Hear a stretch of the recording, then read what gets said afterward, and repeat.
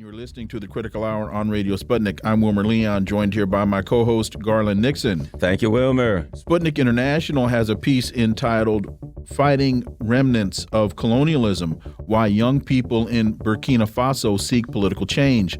Despite the apparent political chaos following two military coups in Burkina Faso in 2022, young activists in the West African country explained to Sputnik why they largely supported political changes they viewed as opposing France's colonial influence. For insight into this, we turn to our next guest. He holds the John J. and Rebecca Moores Chair of History and African American Studies at the University of Houston.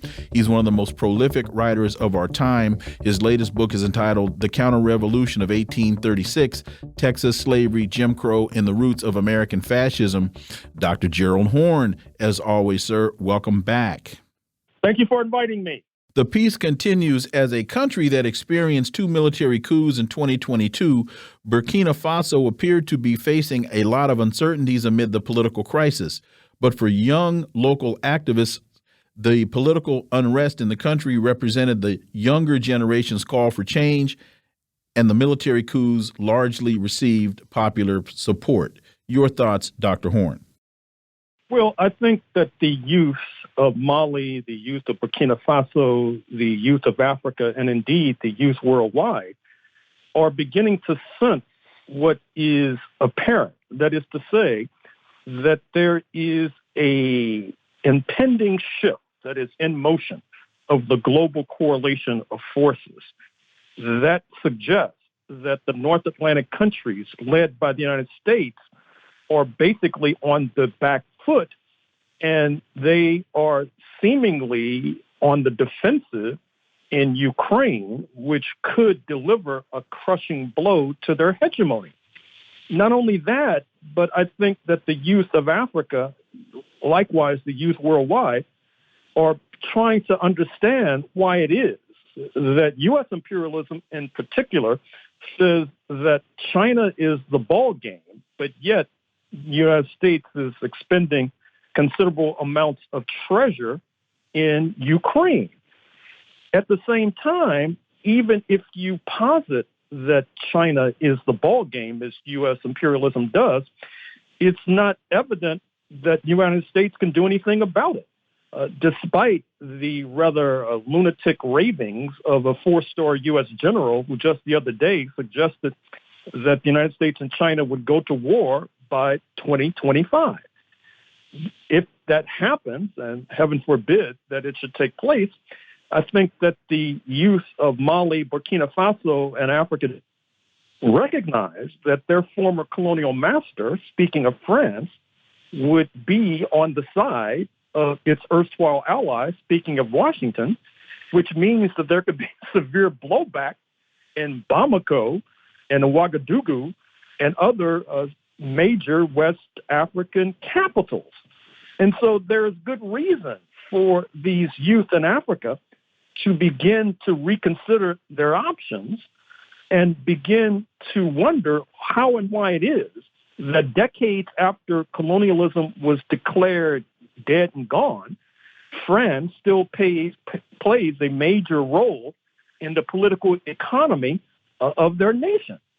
And so therefore they're pushing for change, not least because they see that as in their own self-interest, not least because they do not want to experience any kind of nuclear fallout or nuclear backlash that would occur if and when France decides to side with the United States in a titanic conflict with China.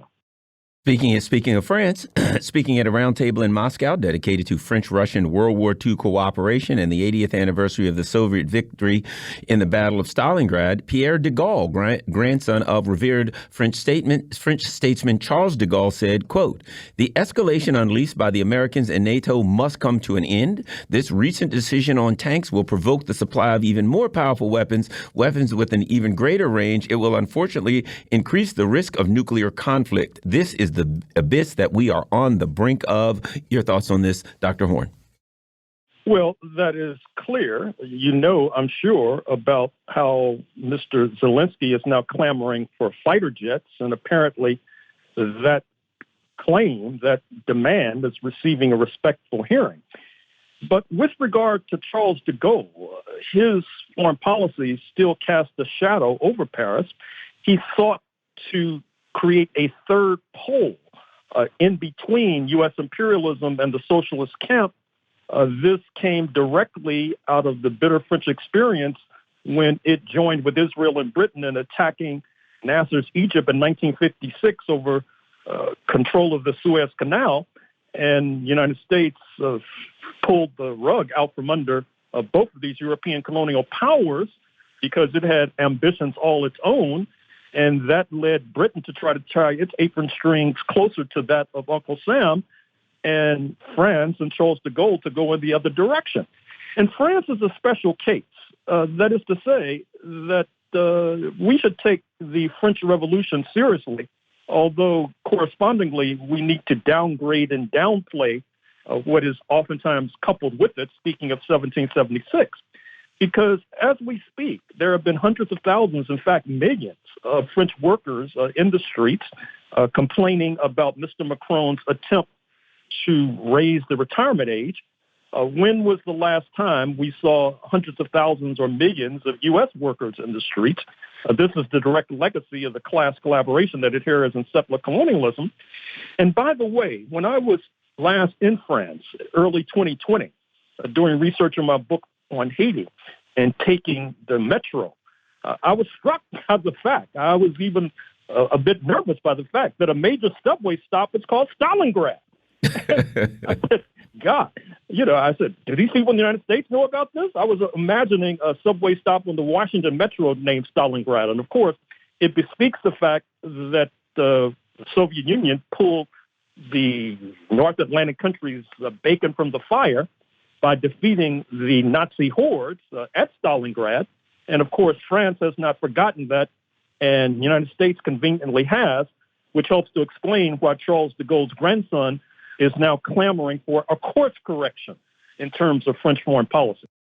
What do you make of the description of de Gaulle's comments? The Times says the unvarnished views of de Gaulle, a business consultant based in Geneva, are on the outer margin of French sympathy for the Kremlin. His views have caused little shock because, though extreme, they contain echoes of what has been said by public figures, including Macron and Nicolas Sarkozy, the former conservative president. What do you make of the description of de Gaulle's comments? And is he the canary in the coal mine?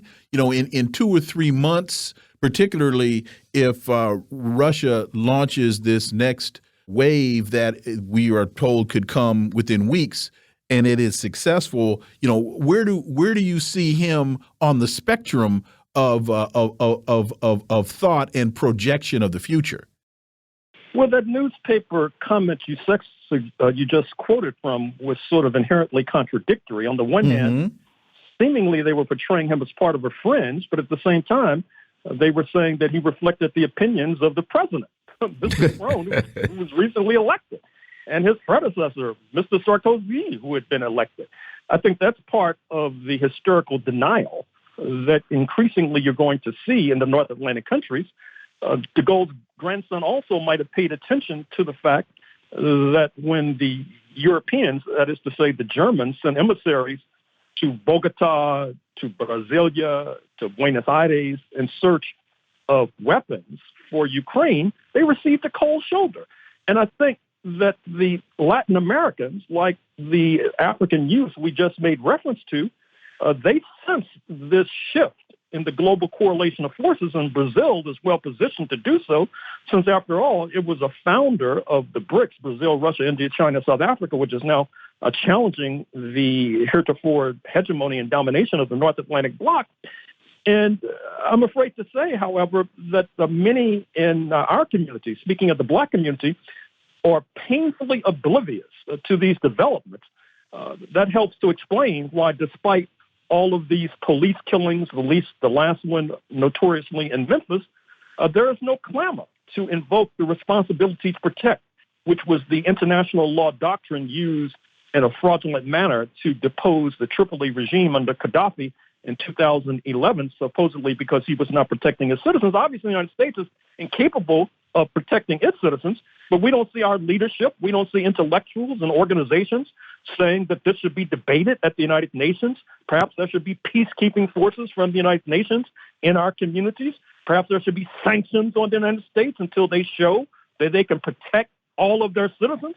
But no, instead, we have many of our black leaders, like Gregory Meeks of Southeast Queens, instead getting on the sanctions crusade getting on the train for sanctions against Russia, which is the definition inherently of lunacy. Another issue that has been, not well addressed and advertised in the United States is the issue of the racism against Ethiopian Jews in Israel. Mint Press, Israel's racism exposed in ongoing imprisonment of Ethiopian-born soldier Avra Mengistu. Your thoughts, Dr. Horne? Well, only the naive should be surprised by such a story. Many of us recall all too well the collaboration with the Zionist authorities in Israel with South African apartheid. Many of us recall that a major spokesman for the apartheid regime in Israel was Abba Eban, who actually had roots in apartheid South Africa. Many of us are quite aware of the fact that there is a large population of Jewish Americans, particularly in the occupied territory, so-called, and they bring with them across the Atlantic that virus that seems to infect all too many Euro-Americans, that is to say the virus of white supremacy, the virus of racial supremacy, the virus of anti-blackness, and any who are shocked by that story about the discrimination against those of Ethiopian ancestry obviously have not been paying attention. You know, what do you say to that as Secretary of State Blinken is in Israel now, or was at least there earlier today, and meeting with Mahmoud Abbas and saying that, yeah, it doesn't look like your two-state solution is anywhere coming to fruition, and y'all need to tamp this thing down because you're making too much noise. The fact that he met with Abbas after having met with Netanyahu, we know the order of meeting sends very clear signals. Your thoughts on the fact that Blinken is there now and basically blaming this? I call this blaming the victim diplomacy. Well, obviously what's happening in Israel is very perilous, not least for the Palestinian population, because Israel, I'm afraid to say, is tipping over into a unique form of neo-fascism. And I would dare say that particular settler regime holds lessons for the settler regime here in North America, speaking of Washington, because if we're not careful, we're going to see the settler regime here for similar reasons tipping over to neo-fascism. And once again, it's incumbent upon the black leadership to be in the forefront of opposing this challenge, not least on the international level. And I'm afraid to say that the Palestinians have an even more daunting challenge because Israel is hedging its bets with regard to the conflict in Ukraine, despite having its arms twisted by the United States. It senses what time it is, just like Charles de Gaulle's grandson and the aforementioned youth in West Africa. It does not want to get on the wrong side of China. And therefore, it presents an even more complex and complicated challenge to Mr. Blinken and to these press organs who oftentimes toe the Israeli line, but somehow have not necessarily apprised their audience of the facts that I have just revealed. We got about 2 minutes left, but I did want to get your thoughts on the Israeli attack on Iran. Well, you know that this comes in the wake of these massive military maneuvers between Israel and the United States that just took place dangerously close to Iranian soil. This should have set off alarm bells across the United States from the Atlantic to the Pacific, but somehow it did not because Iran is a major country, 80 million plus, about the population of the Federal Republic of Germany. It's closely tied to the Shanghai Cooperation Organization, led, as its name suggests, by China and accompanied by Russia. It has developed drones that are now apparently being used all over the world, perhaps even in Ukraine. And so the fact that the United States would seek to intimidate Iran in league with its sidekick in Israel does not bode well, I'm afraid to say, not least for Israel. Dr. Gerald Horne, as always, thank you so much for your time. Greatly, greatly appreciate that analysis, and we look forward to having you back.